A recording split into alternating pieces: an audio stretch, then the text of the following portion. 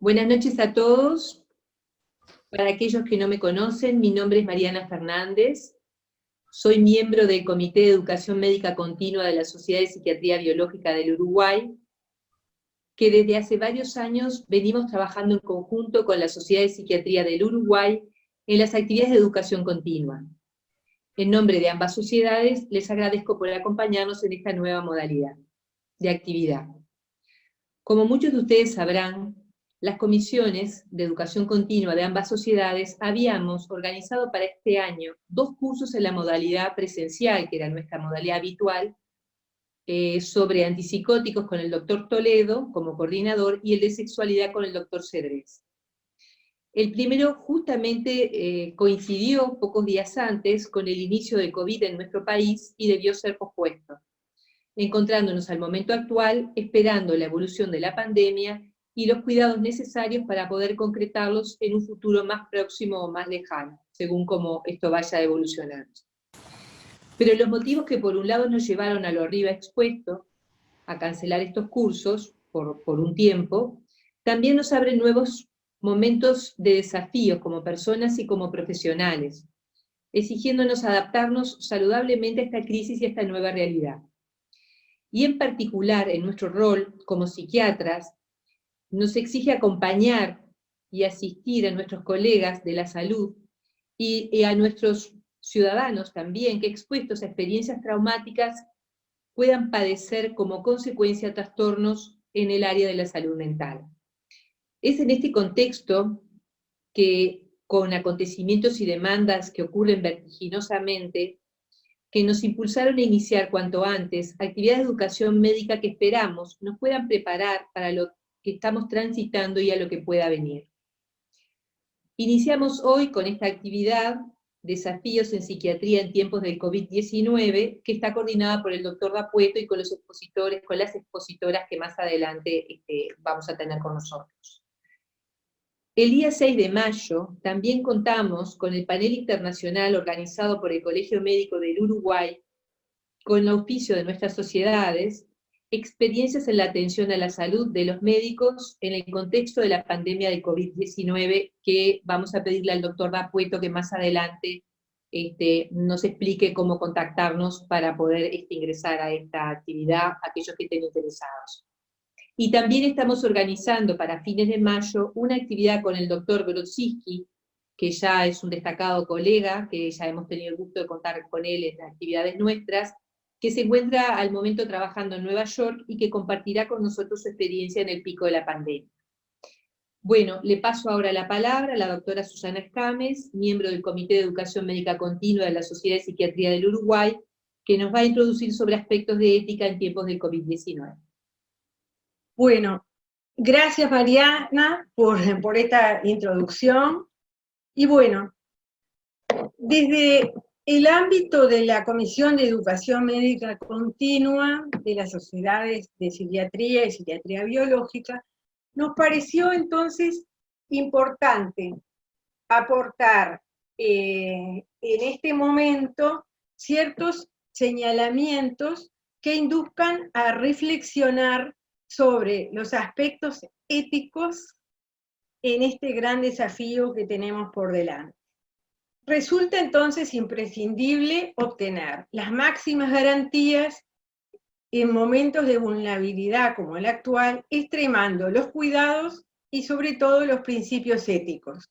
Pandemia es igual casi a catástrofe, y eso hace que haya un temor generalizado donde surgen reacciones diversas y problemas éticos de todo tipo, porque la solidaridad y la generosidad muchas veces están sin control. Surge lo mejor y a veces lo no tan bueno de cada uno. Debemos entonces dar respuestas ateniéndonos a los valores, a principios y a la responsabilidad. Y cuando hablamos de responsabilidad, decimos considerando las consecuencias. Los médicos estamos acostumbrados a promover desde siempre el mejor interés del paciente, y la emergencia sanitaria obliga muchas veces a mirar el bien común por encima del individual. Los conflictos éticos, lejos de perder importancia, requieren aquí una mayor presencia. El dilema o conflicto clásico entre justicia y beneficencia del que nos habla Diego Gracia constituyen deberes que según él son perfectos e imperfectos a la vez. Podemos decir que los médicos clínicos adhieren al principio de beneficencia y los gestores de salud propician la justicia distributiva. En situaciones límites, esto puede verse obligado a variar. Todo va cambiando. Los principios y valores en juego son los valores personales de cada uno de nosotros, la honestidad, la benevolencia, el coraje, la prudencia. Debemos dar respuesta por aquel duty to treat, el deber de tratar, postergando muchas veces las necesidades personales. La compasión, la empatía del profesional debe ser la mayor respuesta con generosidad y de forma imparcial. El respeto debe estar sin ningún tipo de discriminación, iguales derechos a todos por igual. La solidaridad deberá entenderse incluso hasta extremos tales como el altruismo. La justicia, principio básico, prioritario de todas las decisiones en catástrofes. La responsabilidad de actuar de manera justa y solidaria es de todos los ciudadanos. El desafío entonces, ¿cuál es? Transitar esta pandemia en dos dimensiones inseparables, es decir, con capacitación técnica y valores. La postergación personal, reiteramos, se vuelve a poner a prueba en estos momentos más difíciles. Debemos prevenirnos frente a la frustración personal de nuestro país, de nosotros mismos. No nos olvidemos que somos frágiles. Y ahora voy a pasar a la otra parte, que es la de presentar al doctor Juan Dacueto. El doctor Dacueto es doctor en medicina, internista, psiquiatra, integrante de la Comisión Nacional de Investigación, profesor grado 5 de la Cátedra de Psicología Médica de la Facultad de Medicina UDELAR, y en este caso concreto en su rol de coordinador del programa de bienestar profesional del Colegio Médico del Uruguay. Voy a cometer una pequeñísima infidencia. Conseguir estas breves líneas del doctor Dacueto constituyeron realmente un esfuerzo, porque en esa humildad extrema que lo caracteriza, le pedíamos cómo quería ser presentado, y bueno, y no llegaba mucha respuesta, hubo que llamarlo y ponerse firme para que nos dijera esto. Bueno, ahora sí, el doctor D'Apueto y su equipo con nosotros. Adelante, doctor. Muchas gracias, Susana. Es un poco de modestia y un poco de vejez a esta altura. Entonces uno tiende a resumir las cosas que ha hecho para que no parezcan tantos los años. Para empezar, bueno, agradecer a todos los que están presentes, que es un montón de gente que está siguiendo a distancia, y especialmente a las autoridades de las sociedades de psiquiatría del Uruguay y de psiquiatría biológica del Uruguay, a la doctora Mariana Fernández y a la doctora Susana Escames y a todos los integrantes de las comisiones de educación médica continua por esta invitación. En nombre de los integrantes de la unidad clínica del programa de bienestar profesional del colegio, decirles que nos sentimos muy honrados de poder presentar esta actividad que hemos llamado Desafíos en tiempos de COVID-19. Saludar también a los otros compañeros del programa que no van a estar presentando hoy, pero que sí nos acompañan por Zoom, que son las psicólogas Clase y Sánchez y la trabajadora social Lida Blanc. Un saludo también a la doctora Rosana Lucero, que anda también en el ciberespacio. Rosana se entusiasmó de entrada con esta idea cuando empezamos con esto en el 2016 y fue un pilar fundamental en los inicios de este programa. Vamos a tener 3 exposiciones, luego de lo cual tendremos tiempo para comentarios y para preguntas. Vamos a dejar las preguntas y los comentarios para el final, de modo que les pedimos que vayan tomando notas, o bien las empiezan a mandar en el chat a medida que les vayan surgiendo, o bien las guardan para el final de todas las presentaciones. La organización me pide que apaguen los micrófonos y las cámaras para facilitar la comunicación. Entonces, en primer lugar, es un gusto para mí presentar a la doctora Teresa Pereira.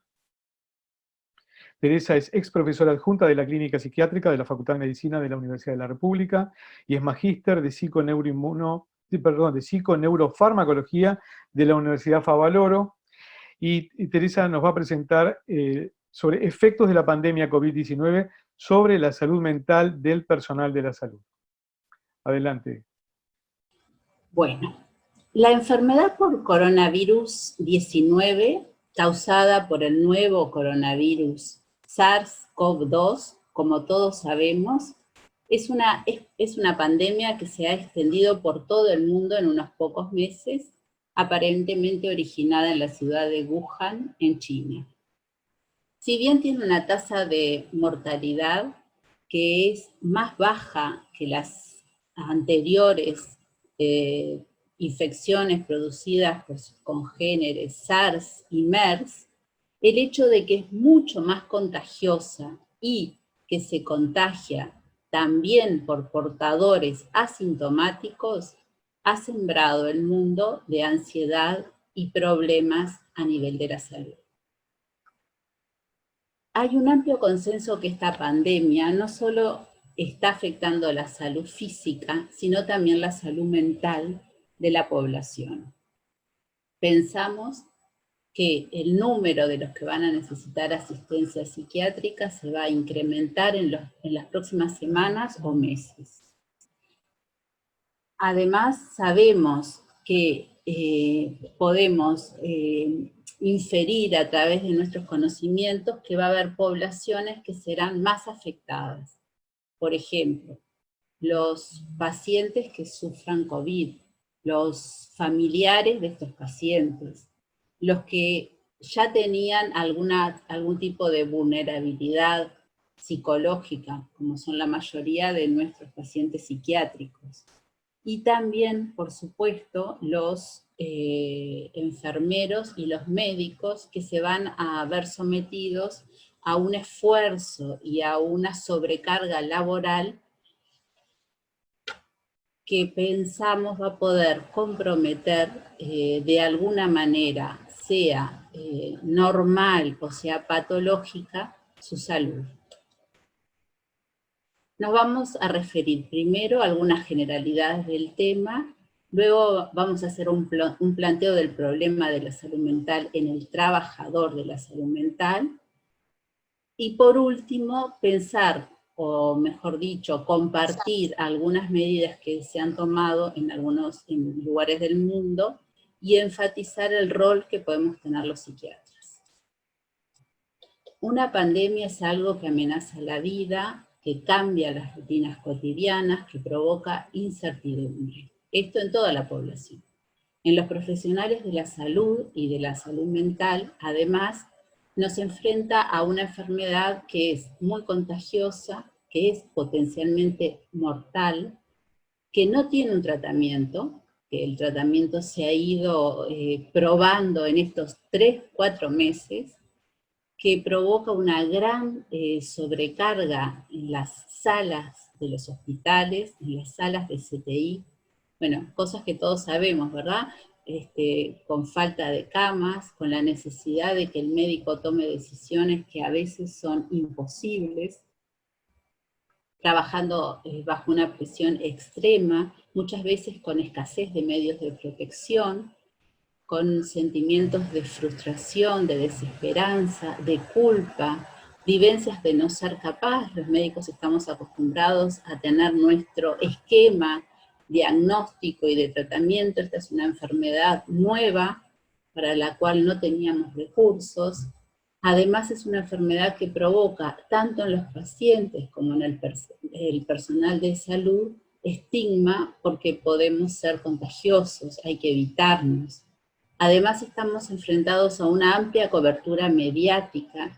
Se ha llegado a describir la misinfodemia, o estas falsas noticias, este vivir pendiente de los noticieros, esta dramatización, esta alarma que la podemos palpar a nivel de la sociedad y a veces a nivel de nuestros pacientes con más extremo todavía. Se ha descrito en otras epidemias, pero seguramente vamos a ver también ahora, el llamado trauma vicariante, que es el que le ocurre al médico, bueno, puede ser también al estudiante de medicina, puede ser al terapeuta, que de alguna manera emula los síntomas que tiene su paciente que ha sido sometido a un trauma.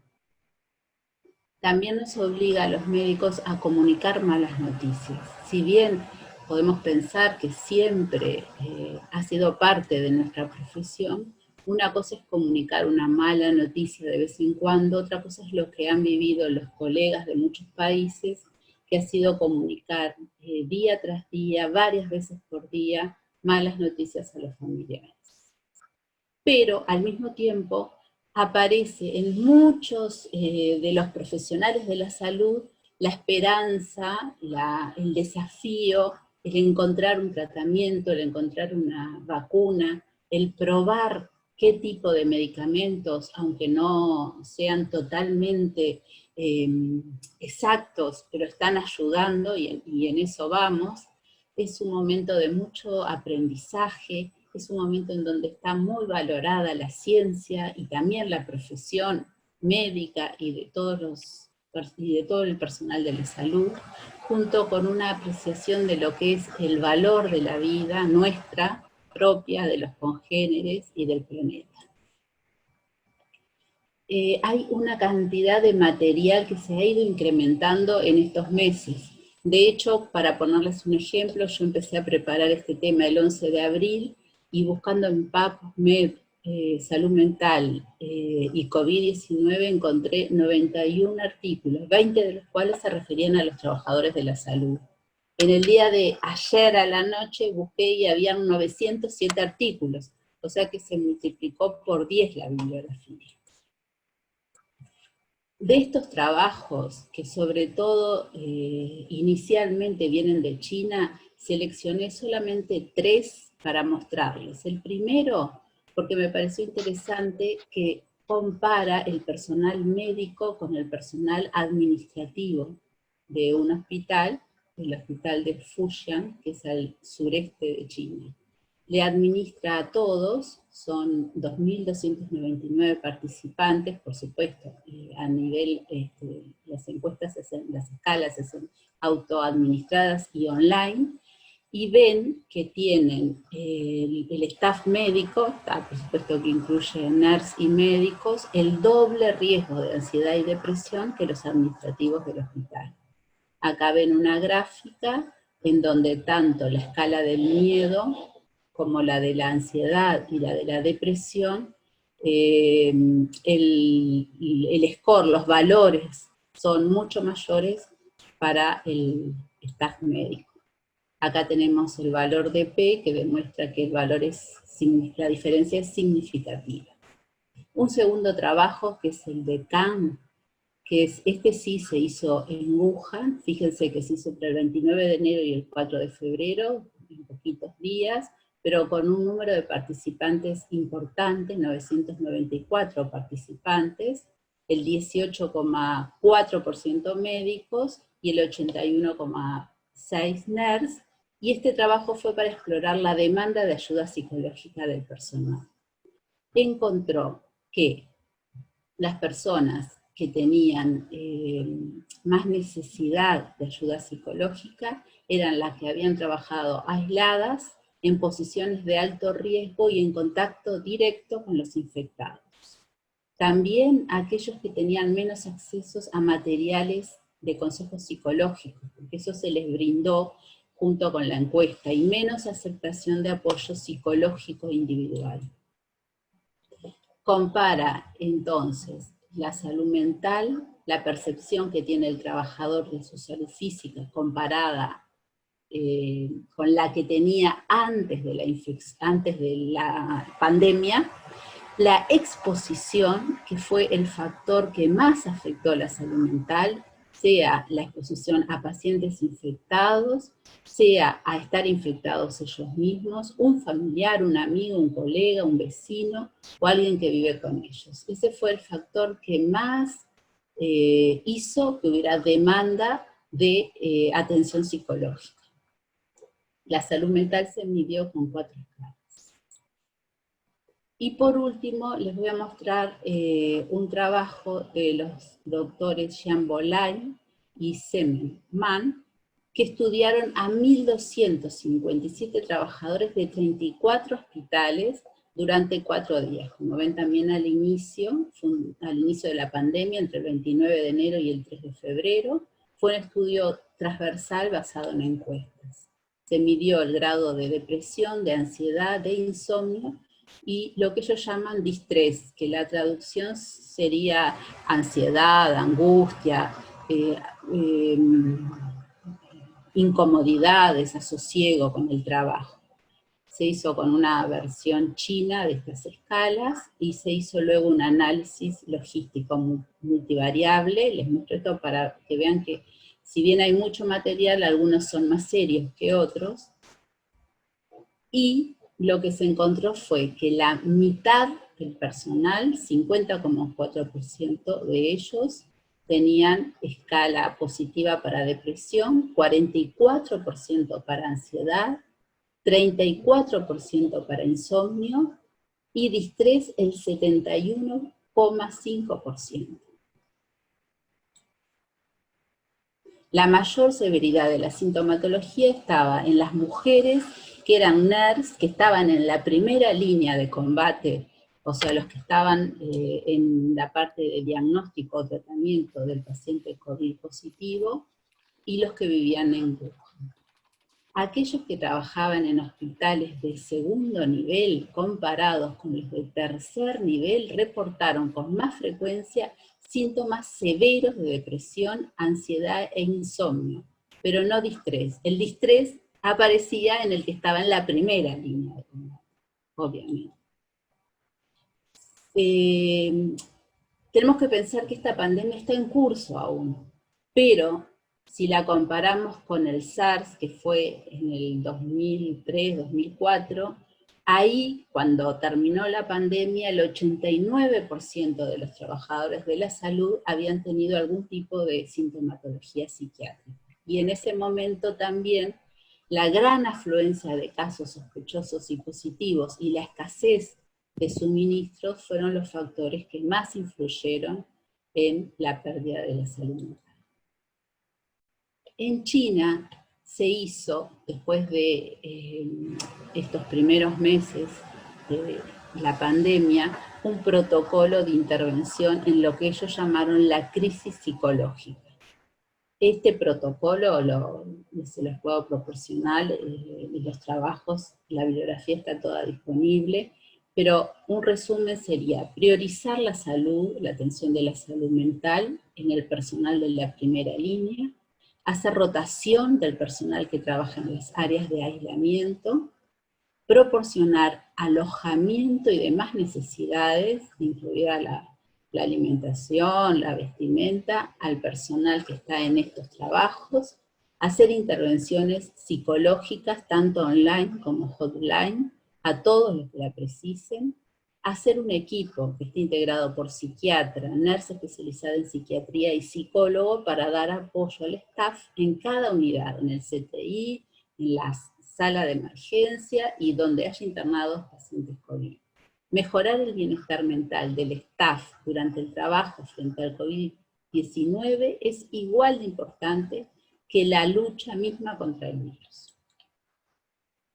En Hong Kong se creó un programa de soporte comprensivo, SOI, que quiere decir yo te apoyo a ti, anticipándose al problema de salud, como ellos lo veían venir, que Hong Kong llegó después de China, por supuesto. Ellos hicieron encuestas a los trabajadores, mandaron encuestas a 8.418 trabajadores. Si bien el número que respondió fue mínimo, 69 nada más, bueno, ellos se plantean en este trabajo, Chung y Yeun, que quizás eran los que más necesitaban un apoyo psicológico y pudieron detectarlos a tiempo.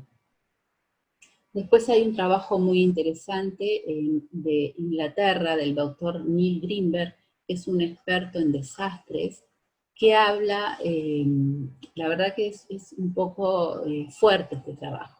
Habla de que la pandemia COVID-19 nos enfrenta a los trabajadores de la salud mental a una situación que no tiene ningún precedente, donde tenemos que tomar decisiones que son imposibles y trabajar bajo una presión extrema. Por ejemplo, tenemos que adjudicar recursos que son escasos a pacientes que tienen necesidades equivalentes, muchas veces teniendo que elegir a quién dárselos.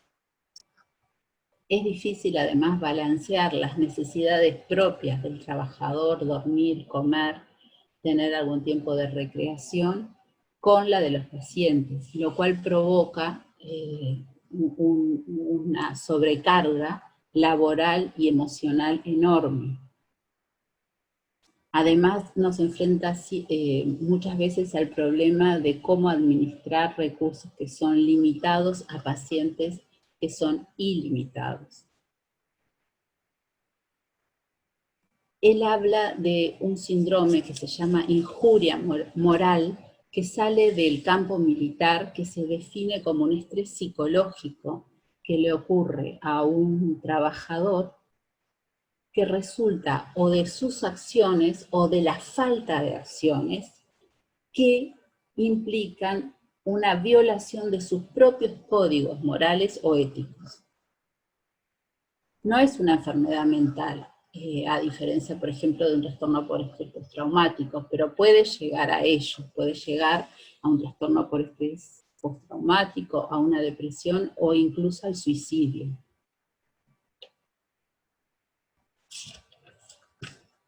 En algunos trabajadores, sin embargo, se describe el llamado síndrome de crecimiento postraumático. Son aquellos trabajadores que salen fortalecidos, con su autoestima elevada, conformes con haber enfrentado y ayudado dentro de las medidas de lo posible a sus pacientes. Se ha visto injuria moral incluso en estudiantes que son puestos a trabajar antes de tener la preparación adecuada. De alguna manera, los médicos muchas veces tienen que decir, no el clásico, hicimos todo lo que pudimos, sino hicimos lo que pudimos con los recursos y el staff que teníamos, pero no fue suficiente. Por eso el sistema de salud inglés recomienda un monitoreo activo del staff, porque si bien los médicos pueden ser los héroes del hoy, los necesitamos también para el futuro. No sé cómo voy de tiempo, Juan. Muy bien, va muy bien. Tenés 5 minutos. 5 minutos, bien. Este trabajo que les traigo es de un doctor de la India, Banerjee. Él dice que el rol del psiquiatra tiene que estar basado en nuestros conocimientos. Hay cosas que nosotros sabemos y los demás médicos no. Enfatiza la educación sobre las consecuencias del estrés, porque puede ser un estrés adaptativo.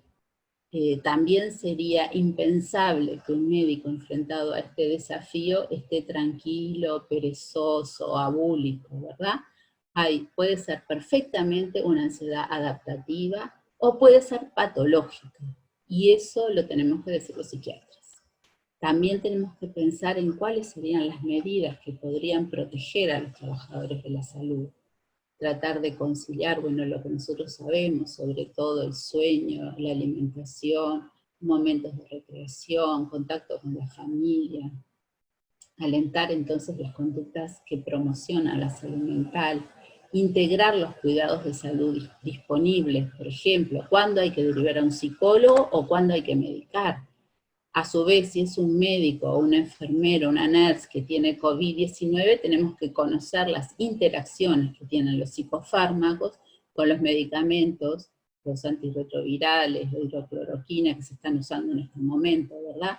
Tenemos que identificar grupos de riesgo. Nosotros sabemos cómo hacer una historia psiquiátrica y podemos adelantarnos a qué trabajador de la salud es más probable que tenga una complicación psiquiátrica. Tenemos que ayudar a facilitar los problemas, el autocuidado, la autorrelajación. Tenemos que alertar frente a la incertidumbre, que es uno de los mayores factores en cuanto a la producción de patología. Tenemos que lograr que se empodere el trabajador, que vea lo valioso que es en este momento su esfuerzo. ¿Qué pasó en Madrid? Este es un trabajo que ahora les digo, creo que es Arango, el doctor. En Madrid tuvieron que reducir las camas psiquiátricas en un 60%. La mayoría de los hospitales universitarios no recibieron más pacientes psiquiátricos. No sé si les suena porque acá está empezando a pasar todo esto también, ¿verdad? También se cerraron los hospitales de día. Se cerraron las unidades de rehabilitación y las unidades psiquiátricas. Todo era para proporcionar lugar y cama para los pacientes COVID. La atención psiquiátrica se redujo y pasó a ser telemedicina. Se redujo en un 75%. El grupo que trabaja este doctor, que es en el Hospital Universitario Gregorio Marañón, hasta el momento era un equipo de 6 personas, 3 psiquiatras y 3 psicólogos. Y durante la pandemia pasó a haber 25 psiquiatras que se distribuyeron en 3 programas de apoyo al personal de salud. Un programa fue para hacer como terapia de grupo en pequeños grupos, 5 o 6 trabajadores de las áreas de más trabajo, CTI, emergencia y salas COVID, respetando el distanciamiento físico. Porque el doctor Arango plantea que es necesario que el trabajador de la salud ventile sus emociones, que está todo el día trabajando, disociado, cosa que es necesaria para que pueda hacer su trabajo, pero que tiene que haber alguna instancia donde pueda hablar de sus sentimientos. Esto también ocurre en Inglaterra. En Inglaterra le llaman los round Schwartz, que son round tipo el round médico, pero no para hablar de medicina, sino para hablar de las vivencias y los sentimientos del personal de la salud. Y después, otro programa para apoyar a los familiares que pueden hacer una visita a través de videoconferencia a su familiar enfermo, y otro programa para apoyar el duelo. O sea, el duelo puede ser el paciente que va a morir, puede ser pedir un consentimiento verbal para la sedación, o puede ser organizar una visita de despedida, que esa sería presencial con todo el equipo, pero muchas veces no es posible si la persona es añosa o si tiene factores de riesgo.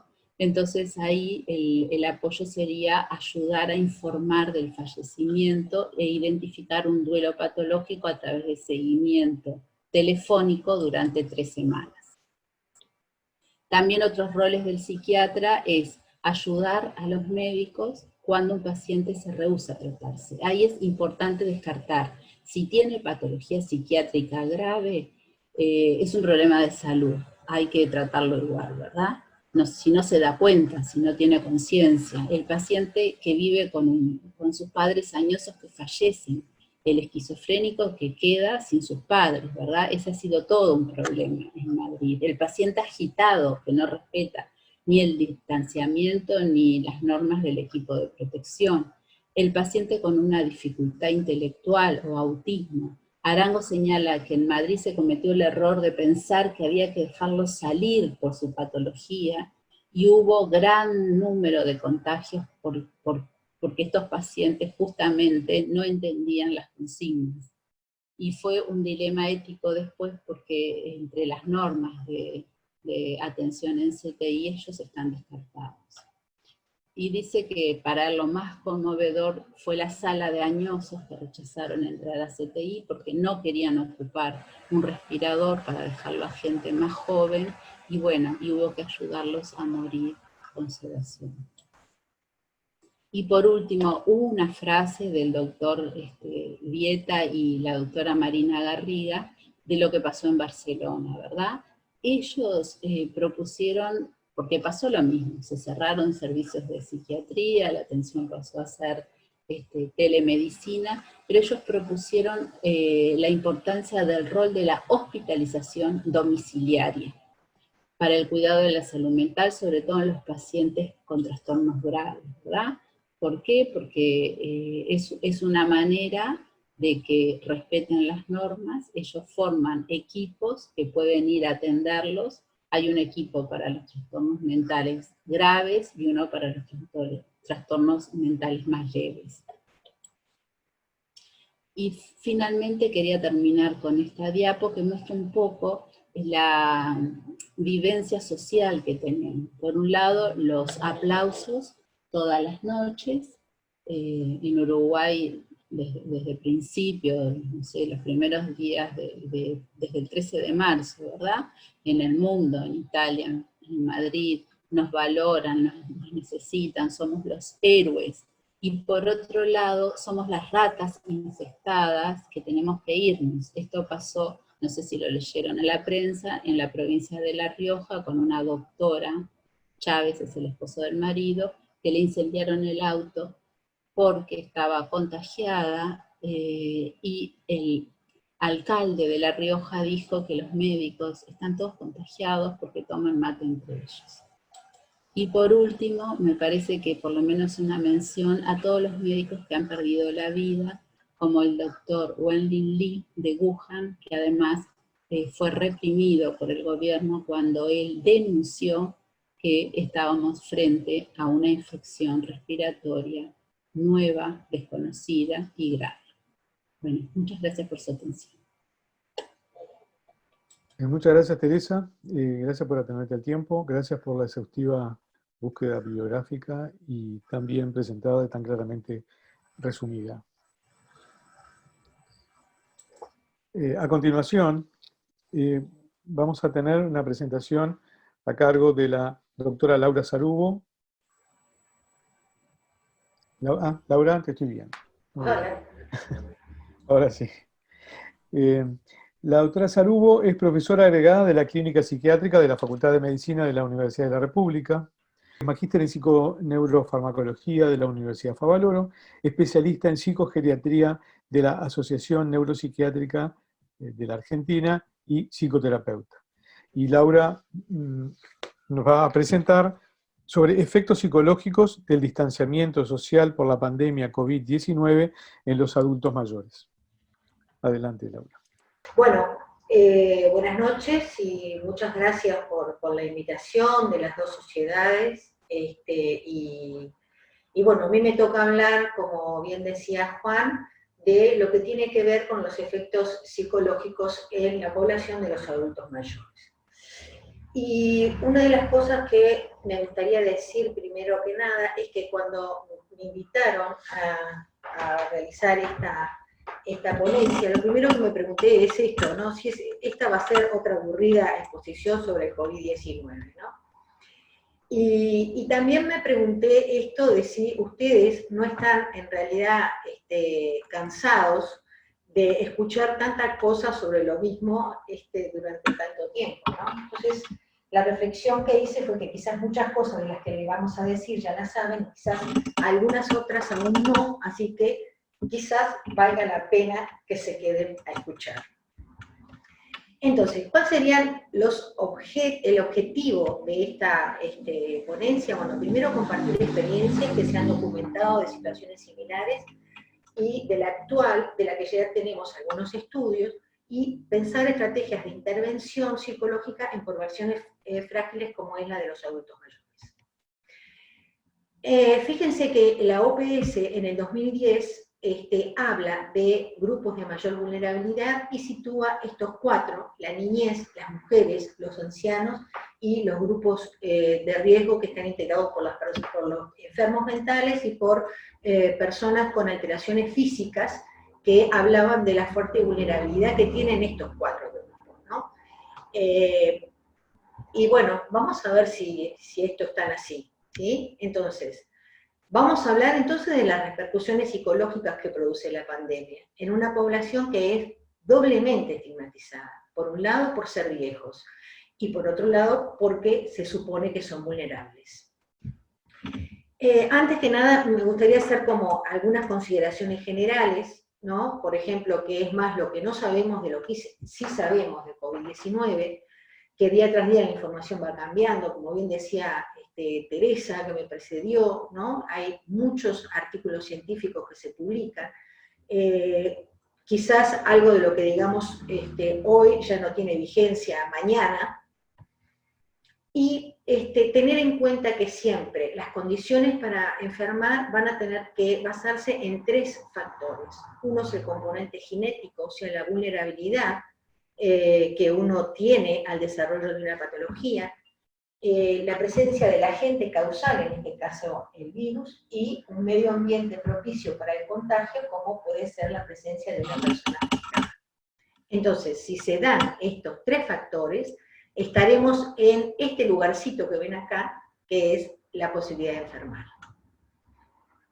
Entonces, esto explica por qué el 80% del total de la población puede estar infectada y no tener síntomas, o sea que no estar afectadas. Y el 20% estar enfermos, y de ese el 3% pueden morir.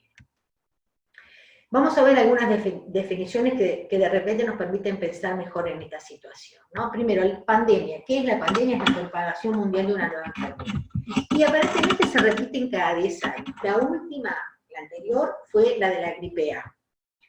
Infodemia es un término acuñado por la Organización Mundial de la Salud hace poco tiempo y habla de la proliferación de noticias parcialmente incorrectas o falsas. Después, muchas veces se equipara mortalidad a letalidad cuando son términos que implican cosas diferentes. La mortalidad es el porcentaje de muertes en una población dada, mientras que la letalidad es el porcentaje de muerte entre los afectados por esa enfermedad. Distanciamiento físico, y yo recalco mucho esto, no aislamiento social. Aislamiento social es otra cosa. Se nos pide distanciamiento físico, que es evitar el contacto físico y la intervención social presencial. La cuarentena, entonces, va a ser la separación de aquellas personas que hayan estado expuestos a un posible contagio. Y el aislamiento, ahora sí, es la separación total de una persona que haya sido diagnosticada como enfermo, ¿no? El distanciamiento físico, la cuarentena y el aislamiento, los tres tienen el mismo objetivo. ¿Cuál es? Controlar el rápido contagio y propagación de una enfermedad, evitando el colapso de los sistemas de salud. Vamos entonces al corazón de la ponencia, que son las personas mayores en la crisis del COVID-19. 2 personas por segundo llegan a los 60 años en el mundo, y el ritmo se acelera cada vez más. Actualmente hay 900 millones de personas que alcanzan o superan los 60 años, y son alrededor del 12.3% de la población mundial. Las convenciones demográficas van a considerar que los países jóvenes, se llaman así, aquellos que tienen menos del 10% de sus habitantes de 60 años o más. Los envejecidos tienen entre el 10 y el 19%, los muy envejecidos entre el 20 y el 29%, y por encima del 30% son hiperenvejecidos. En el 2050 ya no va a haber más países jóvenes en Latinoamérica, en donde tendremos 3 hiperenvejecidos, Cuba, Chile y Costa Rica. Muy envejecidos, unos cuantos, dentro de los cuales estamos nosotros, Uruguay con 27.5% y la Argentina también, y simplemente envejecidos, Honduras, Paraguay, Bolivia y Guatemala. Entonces, una cosa que me parece que es muy importante, y es que la vejez no es un tema de edad. Si bien es considerado un adulto mayor por la definición de la OMS, aquellos que tienen mayores de 65 años, es un concepto que debemos empezar a cambiar. ¿Por qué? Porque es una población sumamente heterogénea. Miren el último censo del Uruguay. El 80% de los adultos mayores no tienen situación de dependencia. El 10% tienen una dependencia moderada y el 5% tienen una dependencia severa. El 30% de los adultos mayores viven solos. El 33% vive con otro adulto mayor, otro 33% vive en sus hogares con otras generaciones, con nietos, con hijos, y solamente alrededor de un 4% vive en las casas de larga estadía. Entonces, hay personas de menos de 60 años que padecen de enfermedades comórbidas que los pueden haber llevado al deterioro psicofísico anticipado, ¿sí? Y también hay aquellas personas que tempranamente han adquirido deterioros cognitivos. Pero por otro lado también tenemos individuos cuya edad es mayor de 65 años y conservan su integridad funcional. Entonces, ni tanto ni tampoco. Entonces, cuando hablamos del impacto psicológico en los adultos mayores, ¿de cuáles adultos mayores hablamos? De los que están activos laboralmente y ocupan cargos de responsabilidad, de los que si bien se han jubilado permanecen en actividades variadas, de los que están en una situación de cierta dependencia y necesitan, por ejemplo, auxiliares para la marcha, pero están en sus plenas facultades, de los que están institucionalizados porque son totalmente dependientes. Bueno, la situación sanitaria en la que estamos inmersos va a provocar diferentes reacciones, no solamente por esto que estábamos hablando, sino que además va a depender de las características personales de cada persona que estemos analizando. ¿Por qué? Porque se envejece como se ha vivido. Entonces, el impacto psicológico de la cuarentena en la población general y en particular en el adulto mayor, ¿qué síntomas van a aparecer? Bueno, por ejemplo, ansiedad y agobio, provocado por la sensación desagradable, sobre todo en relación a la incertidumbre de qué es lo que va a pasar con esto, cuál es el futuro, ¿sí? Es importante entonces intentar mantener una rutina, establecer una serie de actividades que se realicen durante el día, y proyectar un buen tiempo para el esparcimiento. También promover la posibilidad de estar por un corto tiempo en algún lugar de la casa en que uno se pueda aislar, o el adulto mayor se pueda aislar, haciendo algo que lo gratifique y que evite la posibilidad de rispideces lógicas producidas por el encierro. O sea que darse esos pequeños gustos a solas. Pero bueno, después de esta cuarentena, si no caigo en un pozo depresivo es porque no entro. Cuidado con lo que se come. Bueno, miedo es otro de los posibles sentimientos o emociones que pueden tener los pacientes, ¿sí? Ante una situación que se percibe como amenaza para la salud por las posibles consecuencias de la enfermedad o por la posible falta de recursos. Y hay que explicarle a los pacientes que estos son sentimientos normales, tener miedo, tener tristeza, tener ansiedad, son totalmente normales, siempre y cuando no produzcan, por ejemplo, una ansiedad extrema que paralicen a esta persona. La frustración, el enojo, son también emociones que podemos sentir y que pueden sentir los adultos mayores, por la pérdida de la libertad que implica el distanciamiento físico y postergar proyectos y actividades. La tristeza, ¿no?, por la ruptura de lo cotidiano, por tener contacto reiterado con noticias catastróficas, ¿no?, por la sobreexposición a la información. También el sentimiento es un sentimiento normal mientras no se profundice, ¿sí?, y mientras no configure una depresión, para lo cual ahí tendríamos que consultar con un técnico especializado, ¿sí? El sentimiento de soledad por la dificultad en vincularse, que se puede agravar especialmente en aquellas personas que viven solas. Entonces, los adultos mayores, ante las medidas sanitarias que implican el distanciamiento físico, como decía, pueden quedar en situaciones de aislamiento, por lo que podrán estar más estresados, lo que va a disminuir su respuesta inmunitaria y por lo tanto ponerlos en riesgo, y con cierta alteración en la percepción del tiempo que no significan que estén confusos. ¿Qué otros síntomas aparecen? Bueno, desde lo cognitivo, alteraciones de la atención, de la concentración, dificultad para realizar tareas automáticas, olvidos, embotamiento, rumiación de ideas como preocupaciones excesivas por uno mismo y por los demás. Síntomas somáticos, cefalea, fotofobia, adinamia, sensibilidad frente a los ruidos, malestar digestivo, diarrea, vómitos. Recordar que muchas veces los síntomas somáticos de los pacientes adultos mayores hacen referencia a síntomas depresivos.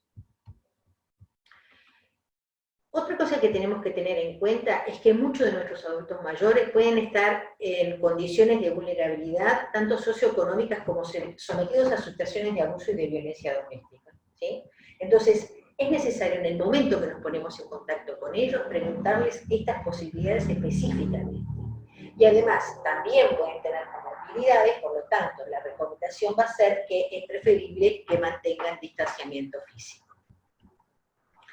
¿Cuáles son las cosas que provocan mayor estrés? Bueno, las cuarentenas largas, más de 10 días.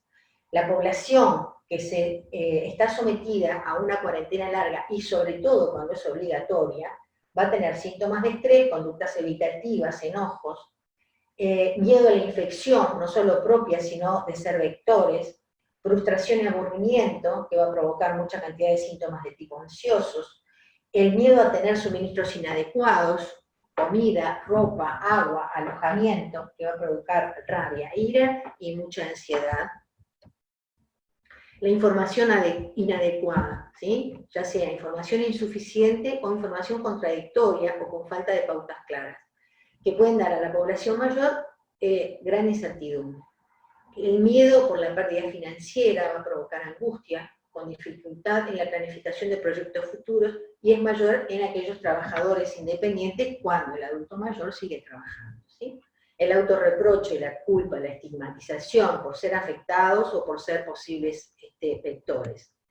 Y hablando de información inadecuada, cuando me llegó esta foto, realmente me sorprendí. Esto es información adecuada, ¿no? Esto crea miedo. El miedo no sirve nunca como para instalar prevención de ningún tipo.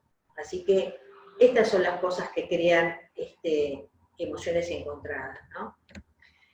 Bien, estamos entonces ante una situación que altera nuestra cotidianidad, ¿sí?, y genera emociones intensas. Pero hoy contamos también con formas de apoyar a nuestra población. Existe una línea de apoyo emocional, que es el 0800 1920, que es un servicio que está dirigido a todas aquellas personas que se sientan afectadas o que requieran un apoyo emocional por la situación provocada por el coronavirus. Es gratuita, es confidencial, está atendida por profesionales y funciona las 24 horas. Y funciona realmente. Bueno, entonces, ¿qué podemos hacer?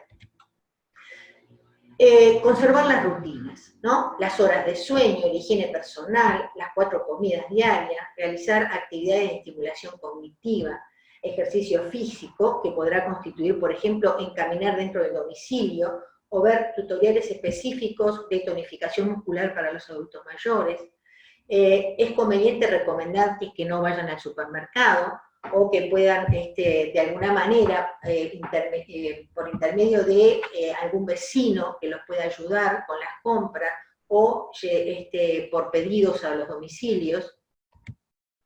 Brindar apoyo práctico y emocional, alentándolos a reconocer sus sentimientos, ponerlos en contacto con profesionales de la salud cuando sea necesario. Animar a los adultos mayores a ser voluntarios en tareas, brindar apoyo a sus pares, ayudar a sus vecinos, estar en contacto con sus nietos o otros niños a través de plataformas virtuales, ayudarlos con sus tareas, brindarles entretenimiento, por ejemplo, juegos, leer cuentos. Ustedes saben que hay plataformas en este momento, plataformas no, YouTube, hay adultos mayores leyendo cuentos para los niños uruguayos. Desarrollar tareas útiles para su comunidad usando la creatividad. Me gustó mucho esta foto, porque ustedes ven que la mascarilla que tiene este señor es media naranja. Maravilloso, ¿no? Bueno, estimularlos a que tejan, a que cosan, borden, escriban, cocinen, enseñen a hacer estas cosas, que toquen instrumentos, que canten. Y fíjense que desarrollar tareas útiles para la comunidad usando la creatividad, me gustaría dar estos 3 ejemplos, ¿no? Shakespeare escribió el Rey Lear, Antonio y Cleopatra y Macbeth en cuarentena. Newton, en la cuarentena de la peste bubónica, elaboró la ley de la gravedad. Edvard Munch, el autor del Grito, no solo fue testigo de cómo el mundo cambiaba a su alrededor arrasado por la gripe española, sino que también fue una de sus víctimas. Él enfermó de gripe y bueno, se curó, salió. Acá tenemos en realidad un cuadro de él que es cuando estaba en cuarentena, ¿no? Por la gripe. Y quería resaltar esto porque me llamó la atención y me parece que es algo que tenemos que pensar también, de lo que se llama el romanticismo de la cuarentena, ¿no? Entonces, la psicóloga social Graciela Noarch, que es de la Facultad de Psicología de la UNELAR, dice que cuesta pensar en alguien leyendo en paz un libro sin saber cómo hará para comer mañana, o sin ser tan drásticos cuando siente una ansiedad o angustia tan difusa como paralizante. Ahora, ¿cuál es el riesgo que corremos a medida que pasa el tiempo? Las dificultades para adherir las medidas preventivas. Eso es algo que también vamos a tener que tener en cuenta. Entonces, el COVID-19 generó al principio un lógico temor a lo desconocido. Sin embargo, con el tiempo, este miedo se va reduciendo y puede conducir a una reducción proporcional a las medidas preventivas. O sea que cada vez se van como aflojando más. No debemos olvidar que los pacientes necesitan además controlar sus enfermedades crónicas de manera adecuada, ¿no? O sea, cumplir con los medicamentos, con la toma de medicamentos, con la dieta, con una atención periódica, y puede aparecer en ellos el miedo a consultar por considerar que lo urgente no son sus comorbilidades y están ocupando el lugar que puede necesitar alguien infectado con el COVID, y así entonces no poder detener situaciones que pueden llevar a situaciones mucho más graves, ¿no? Que es una de las cosas que también estamos viendo. Bueno, con respecto a el distanciamiento físico, ¿no? La recomendación del distanciamiento físico también va a conllevar la desventaja que es exponer a la posibilidad de fricciones domésticas potencialmente crecientes debido al aislamiento en el hogar. Y esto puede determinar el abandono de esta medida preventiva como factor para evitar conflictos con el resto de la familia. Otra de las cosas son las normas sociales arraigadas, que son una trampa, ¿no? El encuentro con otra persona implica un acercamiento físico que está fuertemente sellada por la memoria implícita, ¿no? El saludar con un apretón de manos o un beso, estar cerca de los compañeros de trabajo, cenar con amigos, cuidar de los abuelos en forma presencial, no son conductas fáciles de cambiar. Y finalmente, y a modo de reflexión, todas las políticas públicas reconocen algún límite a la libre elección individual cuando el comportamiento plantea serias amenazas a los otros. Entonces, el distanciamiento como medida preventiva no puede descuidar las otras dimensiones que están en juego, como son las afectivas, las psicológicas, las sociales, las de género, las económicas y las ambientales. Porque la vida es mucho más que respirar, y es inseparable del hacer y del compartir con otros. Quizás sea más justo y con mayor validez científica el aconsejar a los considerados vulnerables que mantengan un control más estricto de sus riesgos y también el de los otros. Y para terminar me gustaría leerles este poema que se escribió hace 220 años y dice: y la gente se quedó en casa y leyó libros y escuchó y descansó y se ejercitó e hizo arte y jugó y aprendió nuevas formas de ser y se detuvo y escuchó más profundamente y algunos meditaban, algunos rezaban, algunos bailaban. Algunos se encontró con su propia sombra, y la gente empezó a pensar de una forma diferente, y la gente se curó, y en ausencia de personas que viven de manera ignorante, peligrosos, sin sentido y sin corazón, incluso la tierra empezó a sanar, y cuando el peligro terminó, y la gente se encontró de nuevo, lloraron por los muertos, y tomaron nuevas decisiones, y soñaron nuevas visiones, y crearon nuevas formas de vida, y sanaron la tierra completamente, tal y como ellos fueron curados. Y bueno, es la hora, terminamos, y esta imagen, un atardecer en Piriápolis, que me hace pensar en que quizás estemos asistiendo, y ojalá así sea, al fin de una época en donde nos está haciendo pensar en qué cosas eran importantes y qué cosas lo son ahora, por qué cosas nos vamos a guiar, si es necesario siempre la agenda llena, si las cosas que considerábamos hasta ahora imprescindibles realmente lo son. Y bueno, muchas gracias y hasta la próxima. Y bueno, y acá tenemos las referencias bibliográficas. Muchas gracias, Laura, por tu exposición. Respondo a tu primera pregunta. Esto no fue más una charla más de COVID-19, sino que fue muy, muy interesante. Y gracias también por atenerte al tiempo de la presentación. Así que, bueno, seguramente va a haber muchos comentarios. Sentimos aplausos, los aplausos de los que hablaba Teresa, pero bueno, uno se los... de las 21 horas. Bueno, y a continuación vamos a tener una presentación a cargo de la doctora Claudia Ceroni. Claudia, a ver si tú puedes abrir tu video. Bien. Entonces voy a presentar a la doctora Ceroni. Es ex asistente de psicoterapia de la clínica psiquiátrica, egresada del Instituto de Psicoanálisis de la Asociación Psicoanalítica del Uruguay, ha sido coordinadora del Departamento de Rehabilitación del Hospital Vilar de Bo, y Claudia nos va a presentar este tema de COVID-19, estigma y doble estigma. Bueno, buenas noches a todos. Yo me voy a referir al tema estigma, en primer lugar, que bueno, no es un tema mayor en nuestro medio en este momento, pero bueno, ya estamos escuchando algunos relatos de algunas personas y me parece que vale la pena prestarles atención, además de toda la información, bueno, que nos está viniendo de trabajos del exterior, de otros países, de otras regiones, en donde este tema sí está muy presente. Y bueno, yo creo que nos convoca de alguna manera a pensar sobre este tema y a pensar también sobre estrategias que nos ayuden a prevenir o mitigar este fenómeno. Y después me voy a referir a el doble estigma, que en realidad en esta presentación va a tener que ver con reflexionar sobre un tema que sí está presente en nuestro medio en este momento, y que son las vulnerabilidades con las que nuestros pacientes más graves, los enfermos mentales, tienen que enfrentar esta pandemia. Bueno, la rápida propagación de la enfermedad COVID-19 sabemos que ha producido una ola de preocupación y de miedo en la población, a partir de la cual numerosas comunidades, bueno, parecen estar desarrollando una nueva forma de discriminación.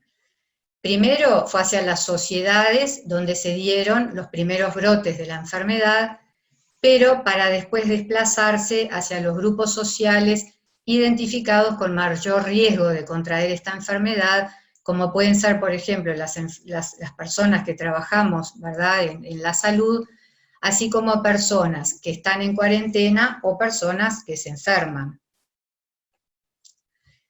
Bueno, como ya han dicho mis compañeras, digamos, los trabajos, lo que dicen es que de alguna manera, bueno, ha habido otros brotes, como ya han referido, el brote de SARS, MERS, que han sido muy importantes, ¿no?, en otras regiones, pero que en esta pandemia justamente se caracteriza por la sobrecarga de información y, bueno, por todo esto de este gran desarrollo y comunicación en las redes sociales, ¿no?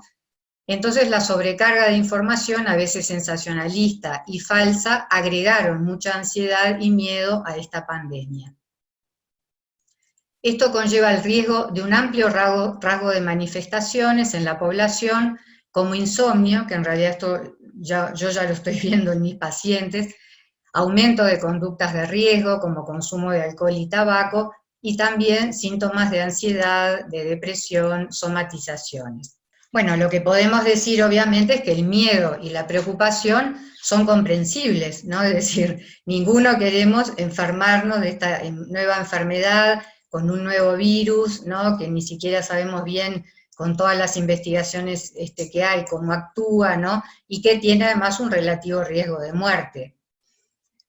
Como ya dijeron también antes, el miedo a lo desconocido, la incertidumbre y el extremo temor a la enfermedad pueden también incrementar percepciones erróneas respecto a la enfermedad y su contagio, y conducir así a estos fenómenos de estigmatización, de rechazo social, ¿no?, de discriminación, en donde todos son afectados, porque acá, digamos, sufre el grupo estigmatizador porque genera rabia y miedo, y genera rabia y miedo hacia personas comunes que en realidad no tienen un riesgo cierto, digamos, de eventualmente sí contagiar.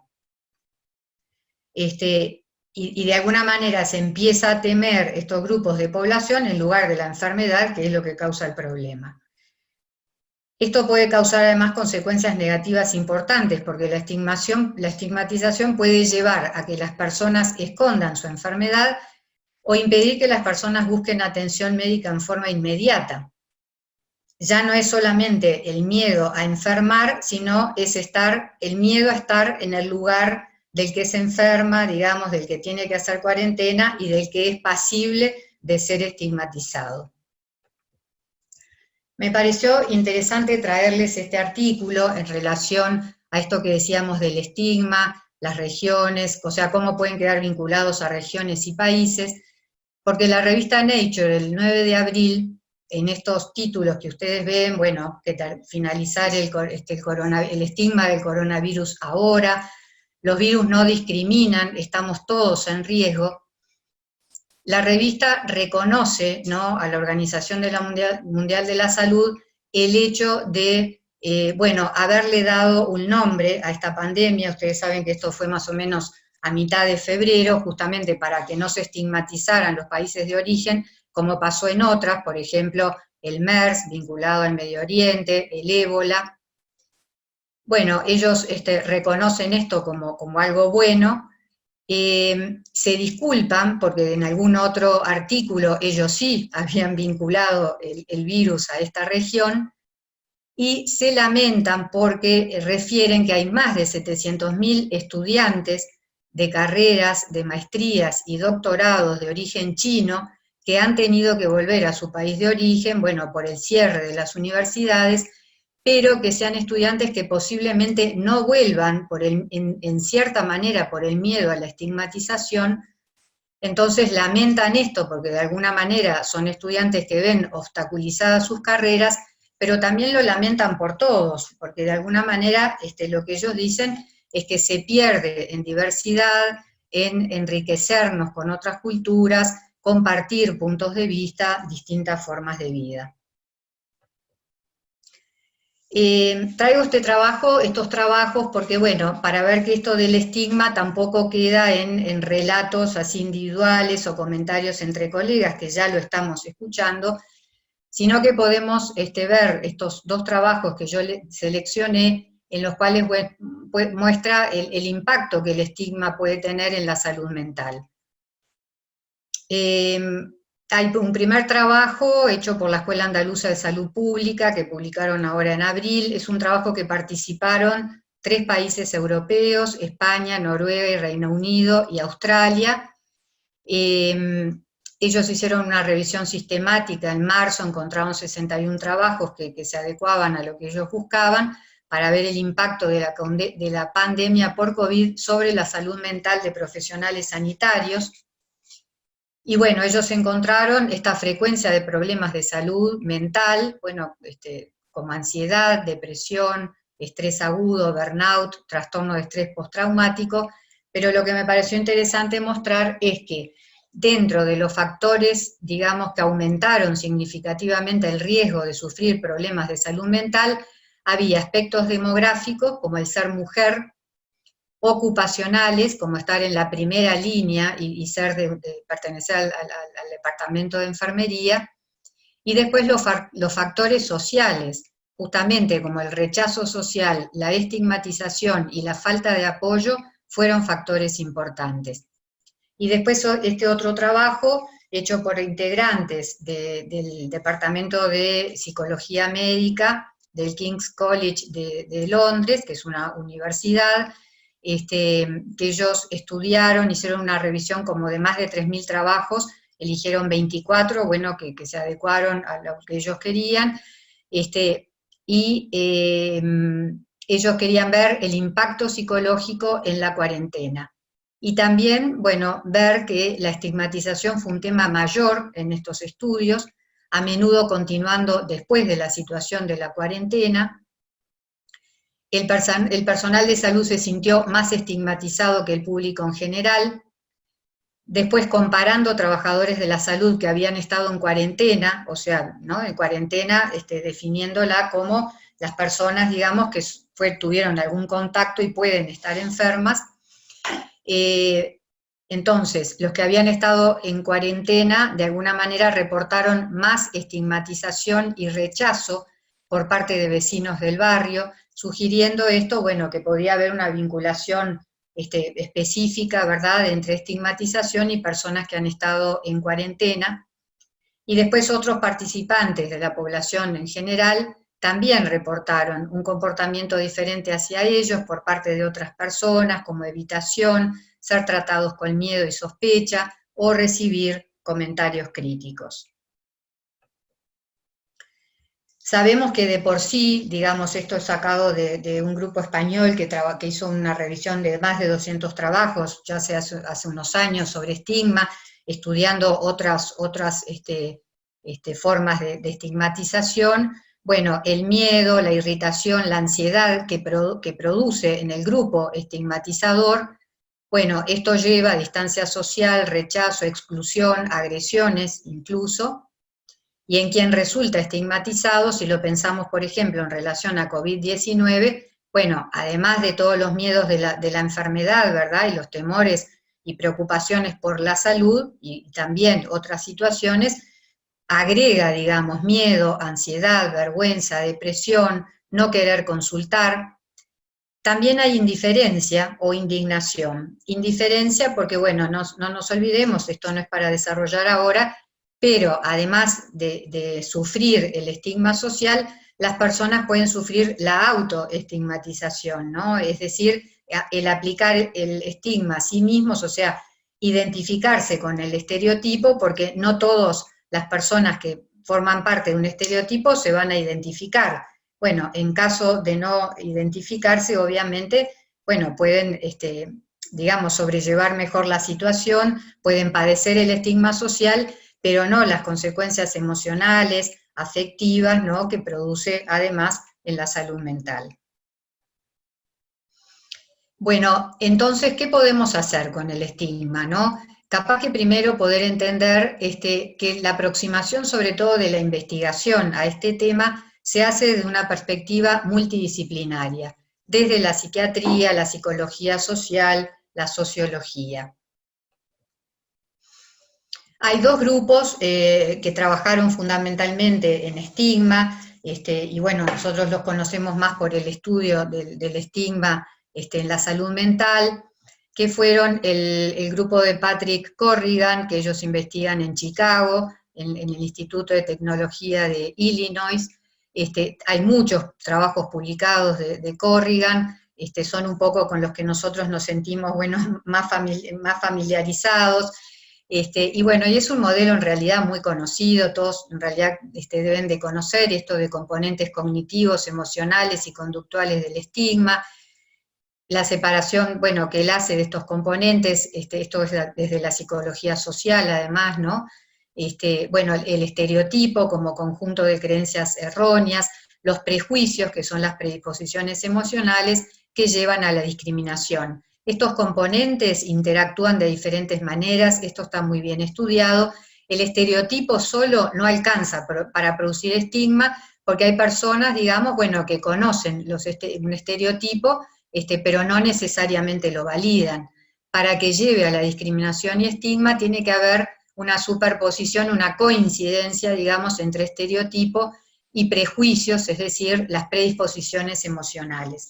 Este modelo de Corrigan, Corrigan lo que investigó fundamentalmente es desde el lado del grupo estigmatizador, o sea, las actitudes y comportamientos de este grupo hacia el grupo estigmatizado, como para ver entonces, bueno, qué estrategias se pueden diseñar para mitigar este fenómeno.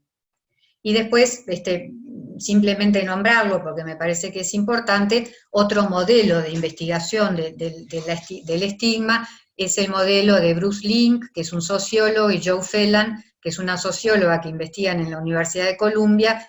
Este modelo también es muy conocido por las etapas del proceso de estigmatización, en esto de, bueno, que se distinguen diferencias, ¿no?, en un grupo que afectan a un grupo de personas, se etiquetan, esas personas etiquetadas se vinculan a estereotipos negativos, se separan ellos y nosotros, ¿no? Esto como, bueno, ellos no tienen nada que ver con nosotros, en la enfermedad de COVID pensemos, bueno, ellos son los que contagian, nosotros no tenemos nada que ver.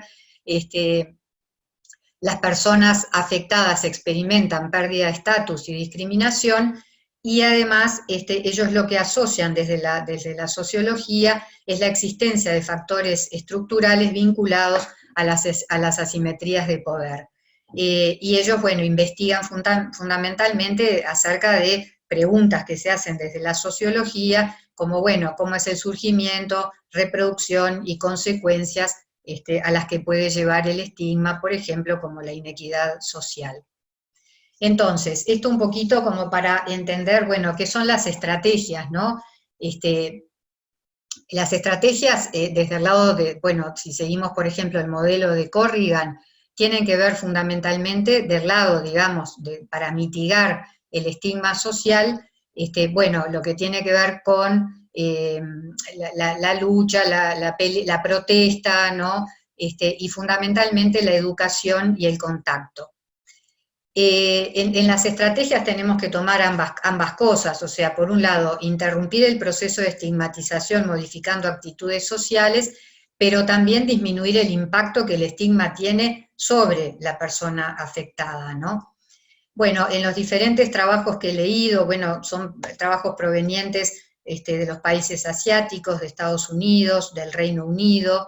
Hay un trabajo de la India, de un profesor de psiquiatría muy interesante. Yo más o menos, en realidad todos terminan en estrategias diciendo más o menos lo mismo, y que tiene que ver también con lo que estamos haciendo acá, que es la educación a la población, ¿no? Informar sobre la enfermedad sin incrementar el miedo, precisar la información de cómo se propaga el virus, bueno, todo esto que lo estamos escuchando desde la información oficial. Ellos además introducen algo que me parece que esto ya puede tener más que ver con el contacto. La educación en sí va más que nada hacia las creencias, y esto difícilmente modifique el estigma. En realidad se tiene que dar la educación junto con el contacto, es decir, que las personas tomen contacto con las personas afectadas, bueno, puedan ver cuáles son sus vivencias, sus experiencias. Entonces ellos dicen, por ejemplo, que importa difundir y amplificar en relación a COVID-19 relatos de experiencias positivas de personas que hayan tenido la enfermedad y se hayan recuperado, o que hayan acompañado a alguien que se haya recuperado. Esto no está circulando en los medios ni en las redes sociales, y creo que contribuiría de alguna manera, bueno, a acercar, ¿no?, estas vivencias, y capaz que esto, bueno, puede contribuir a disminuir la ansiedad, el miedo, y esto de alguna manera también disminuye el proceso de estigmatización. Por supuesto que desestimular comentarios o comportamientos negativos o de exclusión de grupos, y lo que es muy importante es mantener una estricta confidencialidad y privacidad de las personas con COVID-19, así como de las que son parte de investigación de contactos. Y después, bueno, las estrategias de apoyo para las personas enfermas o en cuarentena, ¿no? Que bueno, esto tenemos todas las recomendaciones de la OMS, de la OPS, ¿no? Pero bueno, básicamente la contención telefónica por parte de profesionales especializados, creo que esto tiene un lado como de poder escuchar la problemática personal y particular de cada uno, porque esto cada uno lo vive de acuerdo a su contexto, su historia y su personalidad. Después puede haber estrategias más generales, como para afrontar el aumento de estrés y de ansiedad, y bueno, propiciar que se mantengan conectados socialmente a través de redes sociales, también, digamos, todo lo que tiene que ver con la provisión de insumos que puedan precisar, y en estos trabajos lo que fundamentalmente hacen es un llamado a los profesionales y al personal de la salud a pensar sobre programas potenciales para combatir la desinformación y el estigma. Y ahora nos vamos a referir a esto que yo les decía del doble estigma, que es, bueno, cómo impacta en las personas con trastornos mentales que ya vienen de alguna manera en desventaja, ¿no?, con respecto a la población general. Bueno, ¿qué vulnerabilidades tienen frente a COVID-19? Sabemos, y lo estamos padeciendo, ¿no?, que la emergencia en salud constituye un enorme desafío para la atención de las personas con trastornos mentales, tanto en forma ambulatoria como las que están hospitalizadas. COVID-19 impacta fuertemente en las personas con trastornos mentales severos, sobre todo pensemos en aquellos que tienen condiciones socioeconómicas difíciles, con alojamientos precarios, en situación de exclusión social, y muchos también en situación que vienen padeciendo situación de estigmatización, y esto es lo que constituye el doble estigma. Pensemos en que es una población que tiene dificultades ya de por sí en la comunicación, en establecer vínculos interpersonales, falta de habilidades sociales, que esto puede aumentar las barreras para consultar en forma oportuna y demandar ayuda. A lo que se suma además la discriminación asociada a las enfermedades mentales en los servicios de salud, que esto ya lo estamos viendo, ¿no? Entonces fíjense que son personas que tienen dificultades para consultar y que encima cuando consultan tienen el riesgo de ser mal atendidas. Pero además son personas que son susceptibles a infecciones por varias razones. Las dificultades cognitivas asociadas a la enfermedad mental tienen una menor percepción del riesgo, una menor capacidad de cumplir con las medidas de prevención de enfermedades infecciosas para protegerse y proteger a otros. Pensemos, bueno, en la pobre higiene, en la inhabilidad para mantener una distancia social, y además tienen una mayor vulnerabilidad al estrés, ¿no?, que también los puede de alguna manera hacer más susceptibles. Y esto, pensemos que si en la población general, ¿no?, esto produce ansiedad, miedo a enfermarse, miedo a la muerte, a perder seres queridos, a perder conexión con otros, bueno, esto también se da en nuestra población de personas con patologías mentales graves. Porque si bien ellos, bueno, tienen el desapego, el retraimiento, no nos olvidemos que son personas que pueden establecer vínculos muy intensos, vínculos duales, fusionales, con las personas de las cuales dependen. Pero además pueden ser más susceptibles a las complicaciones, por el estilo de vida poco saludable, el tabaquismo, la falta de ejercicio, las comorbilidades médicas y los efectos colaterales de los fármacos. Ya sabemos la diabetes tipo 2, la predisposición a enfermedades cardiovasculares, la obesidad, o sea que tienen una mayor morbilidad y mortalidad. Pero entonces de alguna manera son personas que tienen más riesgo de enfermarse, más riesgo de complicarse y además tienen más riesgo de transmitir la enfermedad. Pero pensemos que todo esto se da además en un tiempo de cambios en las estructuras que lo sostienen. Son personas que han perdido actividades grupales, han perdido también sus lugares en los centros de rehabilitación, y me consta, porque estoy en contacto, que las personas que trabajan en centros de rehabilitación hacen lo posible y lo máximo por mantenerse contactados, pero de todas maneras ha sido un cambio. Las iglesias, por ejemplo, ¿cuántos de nuestros pacientes tienen soporte allí? Es decir, que cuanto más precisan, ¿no? Porque enfrentados a esta pandemia, más precisan ayuda, en realidad menos podemos dársela. También por el espaciamiento en las evaluaciones periódicas, la dificultad para obtener medicación. Entonces, todo esto, bueno, de alguna manera puede conducir a un aumento del riesgo de agravación de síntomas y recaídas, en los cuales por supuesto que nos precisarían más. Tenemos además esta situación que estamos viviendo todos los días y estamos escuchando en todos los grupos, que en este momento hay una menor disponibilidad de camas de internación, porque hay criterios de internación más estrictos. Pensemos por el otro lado en los pacientes hospitalizados, en el mayor riesgo de contraer enfermedad y también en el miedo que ellos pueden tener a enfermar y también de estar separados de sus seres queridos. Entonces, bueno, se precisa una rápida adaptación en los servicios de salud mental para poder tener los recursos necesarios para mantener la continuidad de los tratamientos y prever un posible aumento de la demanda. Tenemos que tratar de sostener, y me consta que todos los colegas lo están tratando de hacer, el tratamiento, bueno, como se pueda, a través de telemedicina, si pueden ser consultas presenciales. Tenemos que asegurar la disponibilidad de psicofármacos. Los psicofármacos no pueden faltar de ninguna manera en este momento. Y tenemos que también proveer información y educación sobre los riesgos de COVID-19. O sea que, lejos de estar distanciados, tendríamos que estar encima de ellos, ayudándolos a no enfermarse, por todo lo que dijimos anteriormente.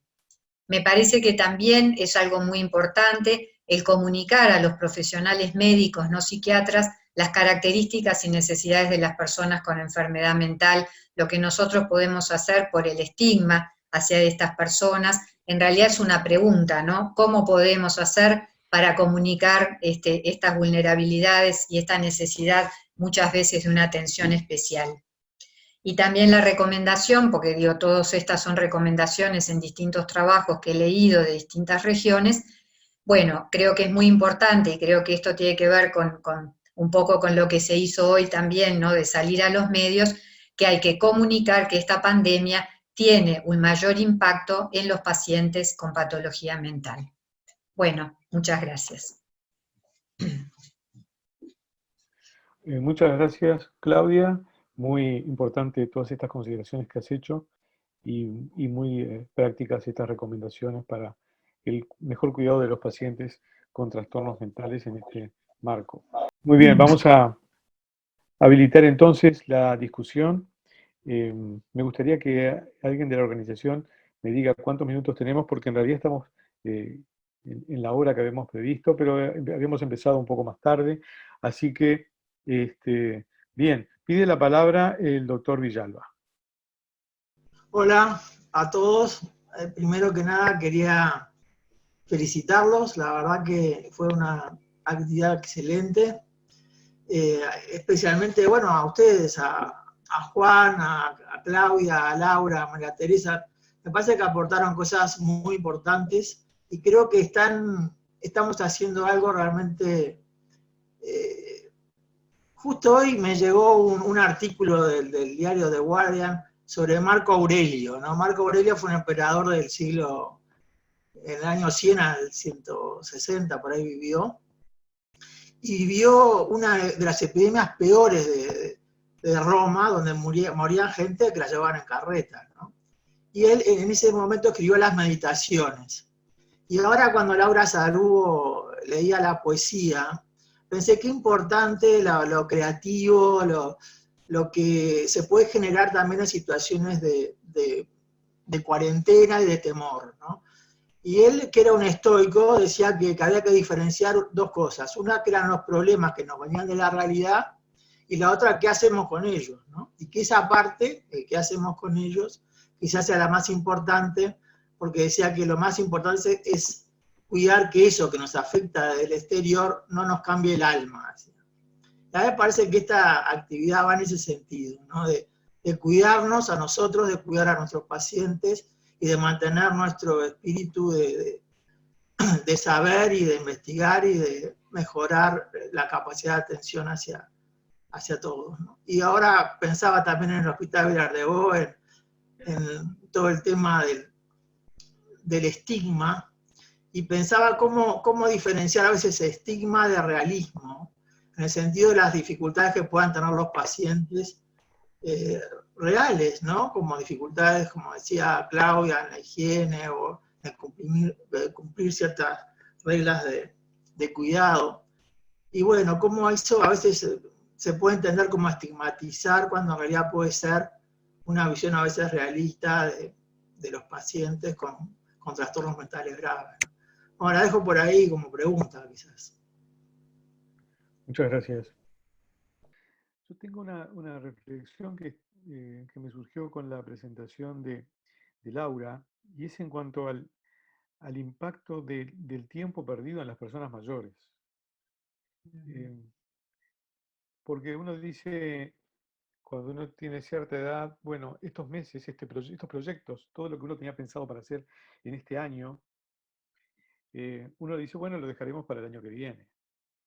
Pero cuando uno realmente no tiene tanto tiempo, y estoy pensando en personas con enfermedad avanzada que trato con frecuencia, el valor del tiempo es diferente, porque quizás proyectos que no se cumplieron este año no se puedan cumplir en el siguiente. O sea que hay un duelo, estaba pensándolo a medida que vos hablabas, hay un duelo en las personas mayores por todas estas pérdidas que está generando esto, más allá de lo actual, ¿no? De no estar con los nietos, de no estar con los hijos, de no participar de actividades sociales como cumpleaños.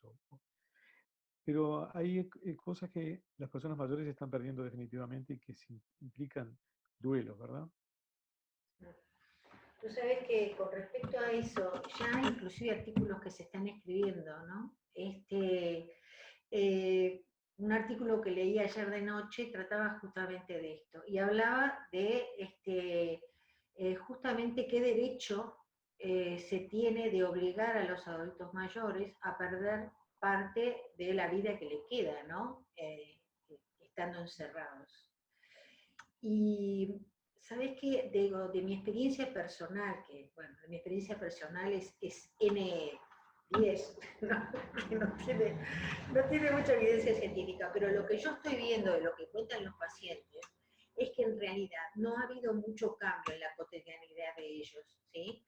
Porque siguen estando en sus casas haciendo lo que hacían siempre. Lo único que sienten es que no pueden salir, o por ejemplo, que les cuesta más ver a sus hijos. Muchos de los hijos siguen yendo, llegan hasta la puerta, les hablan, los saludan, les dan las cosas, ¿sí? Pero que no está cambiando tanto su forma de ver. Y tienen como la esperanza de que esto, bueno, va a terminar dentro de relativamente poco.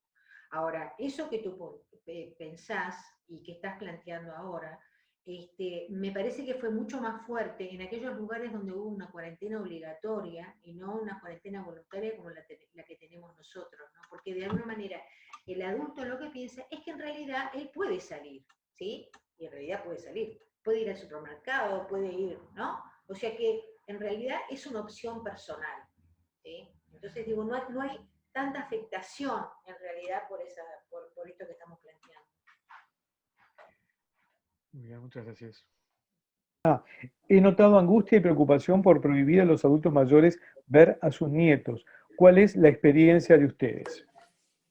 Bueno, esto justamente, que era lo que estábamos hablando hace un ratito con Juan, sí, lo han planteado, y bueno, en realidad la forma de tratar esto, porque bueno, muchas veces decimos, bueno, sí, por las videollamadas y eso, hay que ver que los adultos mayores muchas veces tienen mucha dificultad con la tecnología, ¿no? Y no pueden usar las tablets, o no saben, o les da miedo tocar algo y romperlas, o las computadoras, o los teléfonos celulares, y a veces solamente se limitan a hablar por teléfono de línea. Tengo algunos pacientes que la solución que han logrado es esta que yo les decía, que van los hijos y los nietos hasta la puerta, le dan cosas, lo miran de lejos, le dicen chao y todo, pero bueno, sí, claro, está la angustia de no poder jugar con ellos, de no poder estar en contacto físico, que era lo que yo hoy hablaba, ¿no? El tema del contacto físico, el saludarse, el encontrarse, que eso es una carencia muy importante que vamos a seguir teniendo, ¿no? Pero sí, es cierto eso, sufren mucho por la ausencia de estar, ¿no? Presencialmente con su gente querida. Bien, bueno, en realidad sí, estaba la idea de facilitar preguntas, pero bueno, que estamos recién empezando con el tema y los expositores realmente fueron muy claros, estuvieron muy buenas las presentaciones. Seguramente eso ha hecho que bueno, que no haya un cuestionamiento, preguntas, que un poco era la idea inicial. La idea también es seguir con las actividades próximas, una de ellas, Juan, la que organiza el Colegio Médico del Uruguay, que te me vamos gustaría, a pedir sí, que que nos informes cómo hacer para... les voy a compartir en la pantalla la información. Dos informaciones, una sobre el servicio que está brindando el programa de bienestar profesional en este momento de emergencia, que es ofrecerle a los colegas que tengan necesidad de apoyo psicológico, de una consulta psiquiátrica en este momento, que pueden hacerlo a través del número 0800 2436 y que le vamos a coordinar una consulta por videollamada. Y esto es importante señalar que no tiene costo, lo cual es muy relevante en el caso de compañeros jóvenes, muchos de los cuales trabajan a destajo y que realmente están, en este momento hay muchos médicos jóvenes desocupados porque trabajaban en destajo, en servicios que ahora no están funcionando y que están pasando por situaciones que pueden ser complejas, y este servicio es gratuito. Y con respecto a la actividad que decía Mariana, está previsto para el miércoles que viene a las 10 de la mañana un panel internacional para compartir la experiencia de compañeros que trabajan en programas de atención a médicos en España. Entonces, va a exponer el presidente de la Organización Médica Colegial de España, el doctor Romero, que es coordinador del programa de atención integral al médico enfermo de España, dos colegas, la doctora Dolores Beaqueais, que es jefa de la Clínica Galatea, del programa de atención integral a médicos enfermos de Barcelona, y el doctor Gustavo Talchinski, que integra la Junta de Gobierno del mismo colegio, y la doctora Bentolila, que coordina el programa de atención de salud mental al médico enfermo de la provincia de Buenos Aires. Están todos invitados. La forma de participar es a través del canal de YouTube del Colegio Médico. Se entra a YouTube, se pone en YouTube Colegio Médico y le va a dar el sitio de streaming. De nuevo, muchísimas gracias por la oportunidad. Bueno, y muchas gracias a todos los que están agradeciendo, al doctor Casarotti, gracias por las presentaciones y un saludo cordial a todos los colegas. Hasta otra. Muchas gracias a todos, buenas noches, muchas gracias por participar y de nuevo por la invitación a Mariana, Susana y a toda la gente de las sociedades.